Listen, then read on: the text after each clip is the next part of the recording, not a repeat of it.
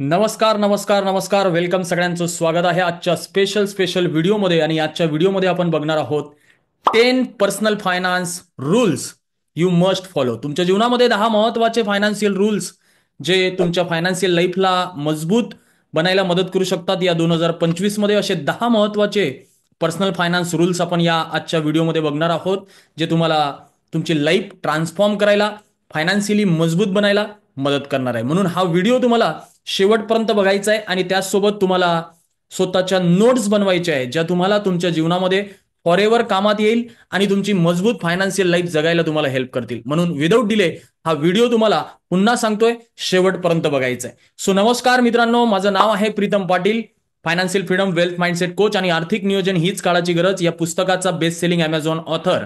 आजच्या व्हिडिओमध्ये आपण बघणार आहोत 10 पर्सनल फायनान्सचे रूल्स जे तुम्हाला तुमच्या जीवनामध्ये फॉलो करायला पाहिजे तुमची मजबूत फायनान्शियल लाईफ जगण्यासाठी आणि त्याचसोबत तुम्हाला तुमच्या जीवनातले आर्थिक ध्येय अचीव करण्यासाठी. Right. So step by step आपण वन बाय वन अंडरस्टँड करून घेऊयात की कोणते असे महत्वाचे 10 इम्पॉर्टंट पर्सनल फायनान्स रूल आहेत जे तुम्हाला तुमच्या जीवनामध्ये तुमचे आर्थिक ध्येय अचीव करायला मदत करू शकतात. So rule number 1, spending less money than you earn. जे काही पैसे तुम्ही आज कमावताय त्याच्यापेक्षा कमी खर्च करा. कारण मोस्ट ऑफ द प्रोफेशनल मी बघतोय जेवढे कमावतात तेवढेच खर्च करतात किंवा त्यापेक्षा जास्त खर्च करतात. म्हणून जे तुम्ही कमावताय ना त्यापेक्षा कमी खर्च करा. त्यासाठी तुम्हाला एक प्रॉपर पद्धतीने ट्रॅकिंग सिस्टम तुमच्याकडे असणं गरजेचं आहे की जे तुम्ही कमावताय त्यातला किती पर्सेंट हिस्सा कशासाठी खर्च करायचा आणि किती पर्सेंट लोनसाठी खर्च करायचा, किती पर्सेंट इसेन्शियल एक्सपेन्सेसवर खर्च करायचा आणि किती पर्सेंट लक्झरियस लाईफस्टाईलवर खर्च करायचा. सो अपकमिंग रूल्समध्ये आपण बघणारच आहोत. बट पहिल्या रूलमध्ये एवढं अंडरस्टँड करा की spending less money more than you earn. जे काही तुम्ही कमावताय त्यापेक्षा आपल्याला कमी खर्च करायचा आहे, ना की त्यापेक्षा जास्त. Rule number 2, create budget and track expenses. तुमच्याकडे एक प्रॉपर बजेट प्लॅन असणं गरजेचं आहे. जे काही पैसे तुम्ही कमावताय, जसं की आता तुम्ही जे काही पैसे कमावताय त्यातला एक as per financial thumb rule जर तुम्ही बघायला गेलात तर तुम्ही हा फॉर्म्युला वापरू शकता 50-30-20.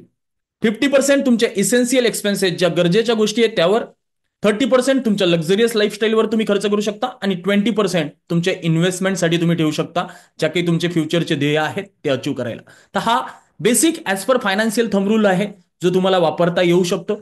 आणि तुमचे एक्सपेन्सेस ट्रॅक करत राहा की कुठे किती रुपये तुम्ही खर्च करता. झालं पॉसिबल तर तुम्ही एक प्रॉपर पद्धतीने एक्सेल शीट तयार करू शकता, ज्यामध्ये तुम्ही मेन्शन करू शकता की कोणत्या तारखेला मी कुठे किती रुपये कशासाठी खर्च केले होते, जेणेकरून महिन्याच्या शेवटी तुम्हाला डोक्यावर हात ठेवावा लागणार नाही आणि तुम्हाला क्लिअरिटी राहील की बाबा मी कुठे कशासाठी किती पैसे खर्च केले. राईट. नेक्स्ट रूल आहे rule number 3, build and emergency fund. Emergency fund हा अतिशय इम्पॉर्टंट आणि महत्वाचा असतो आपल्या जीवनामध्ये. तुम्ही म्हणाल सर कोणत्या प्रकारच्या इमर्जन्सी आपल्या जीवनात येऊ शकतात? कोणत्याही प्रकारची येऊ शकते. जसं की जॉब लॉस होऊ शकतो, मेडिकल घरामध्ये इमर्जन्सी येऊ शकते, तुमचा उद्योगधंदा बंद होऊ शकतो जर कोविड सारखी सिच्युएशन आली तर. Right. Covid is the best example. Right. तर अशा प्रकारच्या सिच्युएशन आल्या तर आपल्याकडे इमर्जन्सी फंड असणं गरजेचं आहे. तुम्ही म्हणाल की सर हा किती असायला पाहिजे? तर एक सिंपलचं एक्झाम्पल जर घेऊन सांगितलं, लेट्स सी की तुमचा महिन्याचा घर खर्च आहे 30,000 रुपये, इंटू 6 करा. कमीत कमी 6 महिन्याचा इमर्जन्सी फंड तुमच्याकडे असणं गरजेचं आहे. 30,000 महिन्याचा खर्च असेल इंटू 6 1,80,000 होतात. एवढा इमर्जन्सी फंड तुमच्याकडे असणं गरजेचं आहे. जर तुमचा 20,000 घर खर्च असेल इंटू 6 1,20,000 होतात. आता तुम्ही म्हणाल हा इमर्जन्सी फंड खरंच आपल्याकडे असणं गरजेचं आहे, मी आहे का? तर मी खूप जणांना एक प्रश्न विचारत असतो नेहमी की किती वर्ष झाले तुम्ही काम करून राहिलेला आहात, पैसा कमवून राहिलेले आहात? तर खूप जण सांगतात 10 वर्ष, 15 वर्ष, 20 वर्ष. मग मी जर तुम्हाला म्हटलं की उद्यापासून काम करायचं बंद करा आणि 1 वर्ष मला न काम करता जगून दाखवा, तर जगणं पॉसिबल होणार का? तर 90% लोक उत्तर देतात की नाही, नॉट पॉसिबल.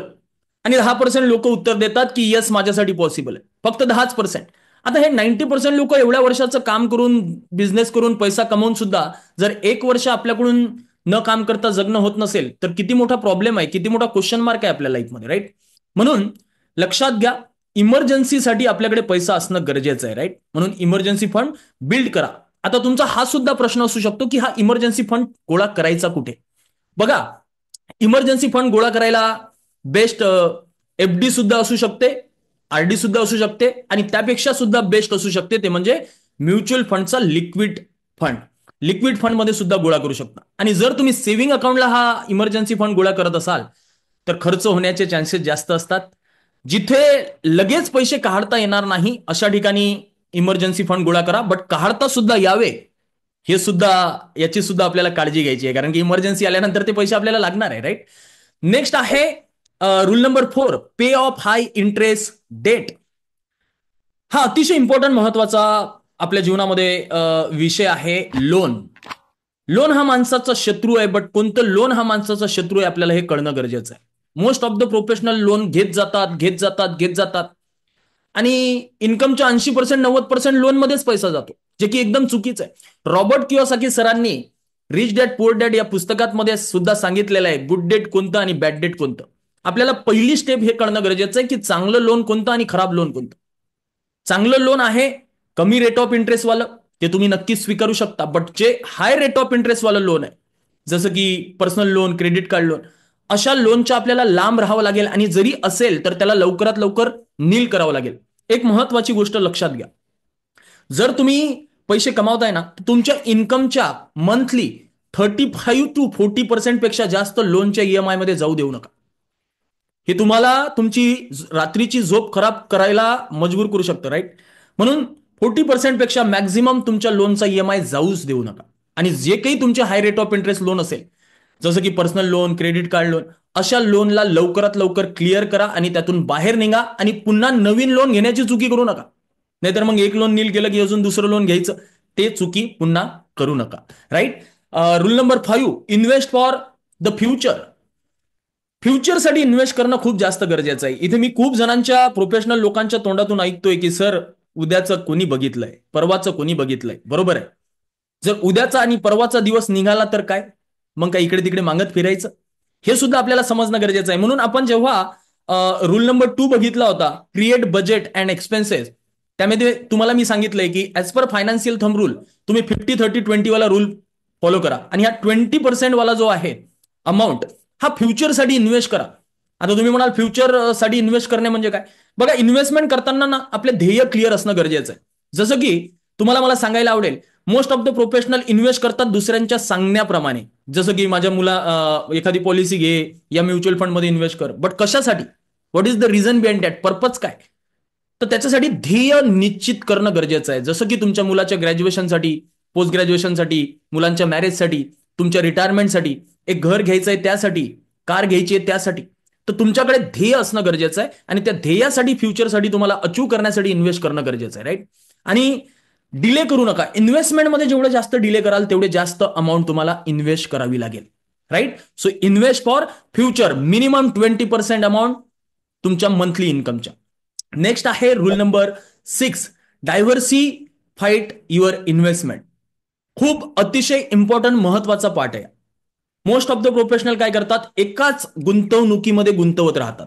लँड घेतात तर लँडच घेतात, प्लॉट घेतात तर प्लॉटच घेतात, फ्लॅट घेतात तर फ्लॅटच घेतात, म्युच्युअल फंडमध्ये इन्व्हेस्ट करतात तर तिथेच करतात, स्टॉकमध्ये करतात तर स्टॉकमध्येच करतात. असं करू नका. लेट्स सी की तुमच्याकडे 100 रुपये आहेत जे तुम्हाला गुंतवायचे, तर 100 रुपयातला हिस्सा तुम्ही 50% म्युच्युअल फंड किंवा स्टॉक मार्केटमध्ये लॉंग टर्मच्या ध्येयांसाठी गुंतवू शकता. उरलेले 20% तुम्ही तुमच्या इमर्जन्सीसाठी एफडी सारख्या ठिकाणी किंवा म्युच्युअल फंडच्या लिक्विड फंड सारख्या ठिकाणी ठेवू शकता. आणि काही पैसे तुमच्या डेली खर्चासाठी तुम्ही तुमच्या याला ठेवू शकता, सेव्हिंग अकाउंटला सुद्धा ठेवू शकता, राईट. तर तुम्हाला हे कळणं गरजेचं आहे, समजणं गरजेचं आहे.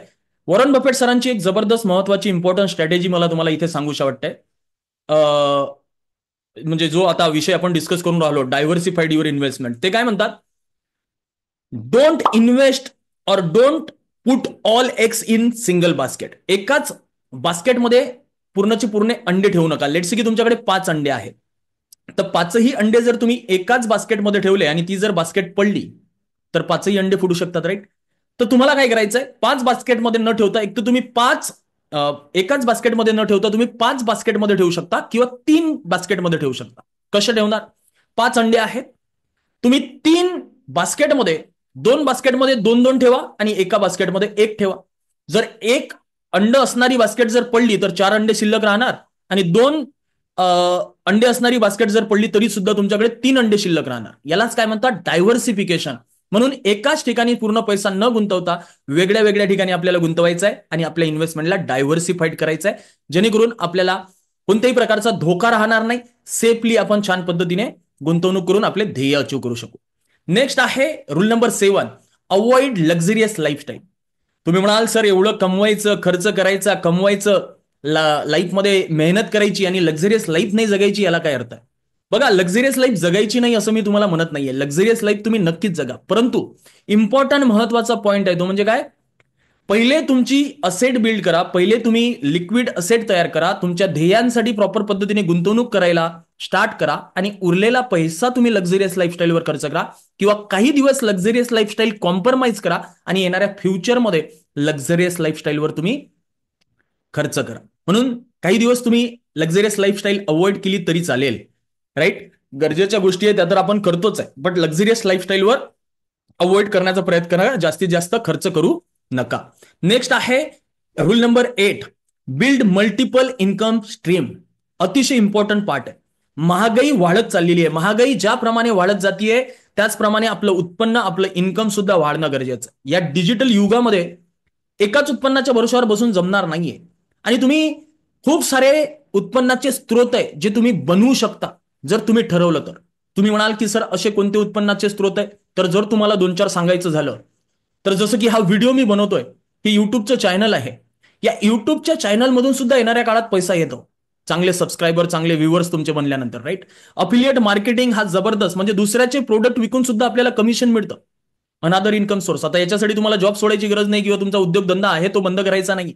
शनिवार रविवारी सुद्धा तुम्ही करू शकता. तुम्ही एखादा इन्शुरन्स एजंट बनू शकता, कमिशन इन्कम सुद्धा तुमच्याकडे येऊ शकतं, right? Social media marketing, digital marketing तुम्ही शिकू शकता. या डिजिटल युगामध्ये प्रत्येक उद्योगधंद्याला डिजिटल मार्केटिंगची गरज आहे, राईट? तुम्ही कंटेंट रायटिंग शिकू शकता किंवा करू शकता. दुसऱ्याच्या सोशल मीडियासाठी तुम्ही कंटेंट लिहून देऊ शकता, फ्रीलान्सिंग करू शकता, पैसे कमवू शकता. मल्टिपल आयडियाज आहे, खूप सारे आयडियाज आहे माझ्याकडे, राईट? ज्या तुम्हाला सांगतो म्हटलं तर दिवस कमी पडेल. म्हणून एकाच उत्पन्नाच्या भरोश्यावर बसू नका, मल्टिपल इन्कम सोर्सेस तयार करा, राईट? नेक्स्ट आहे रूल नंबर 9, जो की अतिशय महत्वाचा आहे, प्रोटेक्ट युअर असेट. जे काही संपत्ती आपण बनवतो ना त्याला प्रोटेक्ट करणं गरजेचं आहे. आणि तुम्ही प्रोटेक्ट कशाच्या माध्यमाने कराल तर insurance is the best option. इन्शुरन्सच्या माध्यमाने तुमच्या पूर्ण असेटला तुम्ही प्रोटेक्ट करू शकता. कसं काय? बघा, 4 महत्वाचे इन्शुरन्स असतात जे आपल्या प्रत्येक व्यक्तीला माहिती असणं गरजेचं आहे. Number 1 term insurance, number 2 personal health insurance, number 3 personal accident and number 4 critical illness.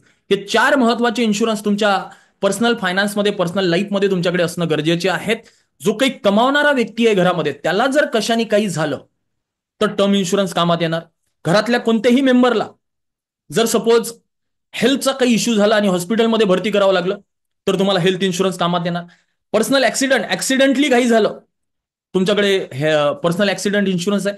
Critical illness, एखादा मोठा काही आजार झाला, क्रिटिकल इलनेस इन्शुरन्स कामात येणार. आणि जे काही संपत्ती तुम्ही बनवाल, इन्व्हेस्टमेंट तुम्ही कराल, त्यातून पैसा न काढता सुद्धा या इन्शुरन्सच्या माध्यमाने तुमची जे काही इमर्जन्सी असेल किंवा जो काही तुमचा प्रॉब्लेम असेल तो सॉल्व्ह होईल आणि तुमच्या इन्व्हेस्टमेंटला तुम्हाला हात लावावा लागणार नाही. म्हणून तुमची असेट जे आहे, जे तुम्ही बनवलेली आहे, ते प्रोटेक्ट राहील, त्यासाठी तुमच्याकडे हे इन्शुरन्स असणं गरजेचं. आय होप तुम्हाला कळालं असेल कोणते इन्शुरन्स आपल्याकडे पर्सनल लाईफमध्ये असणं गरजेचे आहे, राईट? आणि शेवटचा आणि महत्वाचा रूल आहे तो म्हणजे rule number 10, continuously educate your self. या पर्सनल फायनान्स टॉपिकमध्ये तुम्हाला कंटिन्युअसली स्वतःला एज्युकेट करत राहावं लागणार आहे, शिकत राहावं लागणार आहे. जर तुम्हाला तुमच्या जीवनात फायनान्शियल ध्येय तुमचे अचीव करायचे असेल आणि वेल्थ क्रिएट करायची असेल, पॅसिव्ह इन्कम अर्न करायचं असेल, फायनान्शियल फ्रीडम अचीव करायचं असेल, आर्थिक स्वतंत्र मिळवायचं असेल, तर तुम्हाला स्वतःला फायनान्शियली एज्युकेट करत राहणं गरजेचं आहे. शेवटी तुम्हाला एकच सांगेल, ज्याप्रमाणे तुम्ही 8 तास, 10 तास, 15 तास तुमचं काम करायला देता, पैसे कमवायला देता, त्याप्रमाणे अर्धा तास, 1 तास रोज तुम्हाला तुमच्या फायनान्शियल गोष्टी शिकण्यासाठी, तुमचा पैसा मॅनेज करण्यासाठी, प्रॉपर पद्धतीने गुंतवण्यासाठी सुद्धा तुम्हाला शिकणं गरजेचं आहे. आणि हे शिकू कुठे शकता तर फॉर्म्युला सिंपल आहे. माझा एक फ्री ऑफ मास्टर क्लास असतो, ज्यामध्ये डिटेलमध्ये मी खूप साऱ्या गोष्टी तुम्हाला शिकवतो.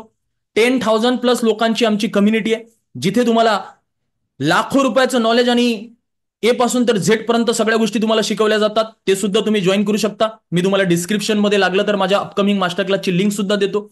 तुम्ही बुक्स वाचू शकता, इंस्टाग्राम चॅनलला माझ्या फॉलो करू शकता. या युट्यूब चॅनलला तुम्ही पहिल्यांदा आला असाल तर फॉलो करू शकता, कारण ह्या गोष्टी तुम्हाला शिकणं मस्ट आहे. तर मल्टिपल ऑप्शन्स आहेत शिकण्यासाठी सुद्धा, राईट. वेगळ्या वेगळ्या ठिकाणून तुम्ही शिकू शकता आणि नॉलेज गेन करू शकता आणि तुमच्या फायनान्शियल लाईफमध्ये मजबूत बनू शकता. आय होप तुम्हाला हे 10 पर्सनल फायनान्सचे जे महत्वाचे रूल्स आहे हे अंडरस्टँड झाले असेल आणि तुम्ही फॉलो करणार आहात याची मला पूर्ण अश्युरिटी आहे. तुमच्या लाईफमध्ये सुद्धा एक जबरदस्त मनी रूल काय आहे हे मला कमेंटमध्ये सांगू शकता. त्याचसोबत तुम्हाला कोणत्या टॉपिकवर अजून व्हिडिओज माझ्याकडून मिळाला तर आवडेल ते सुद्धा मला तुम्ही कमेंटमध्ये नक्कीच सांगू शकता. मी तुमच्या कमेंट रीड करणार आहे आणि त्यावर रिप्लाय सुद्धा करणार आहे. So thank you so much for watching this video. Video आवडला असेल तर लाईक करा, कमेंट करा, सबस्क्राईब करा आणि तुमच्यापर्यंतच न ठेवता तुमच्या मित्रमंडळीमध्ये, नातेवाईकांमध्ये शेअर करा. पहिल्यांदा चॅनलवर आले असेल तर सबस्क्राईब करा आणि बेल आयकॉनला हिट करा, जेणेकरून तुम्हाला माझ्या प्रत्येक नवीन व्हिडिओचं नोटिफिकेशन येत राहील. Thank you so much. Bye, take care. Signing off Pritam Patil. जय महाराष्ट्र. बाय.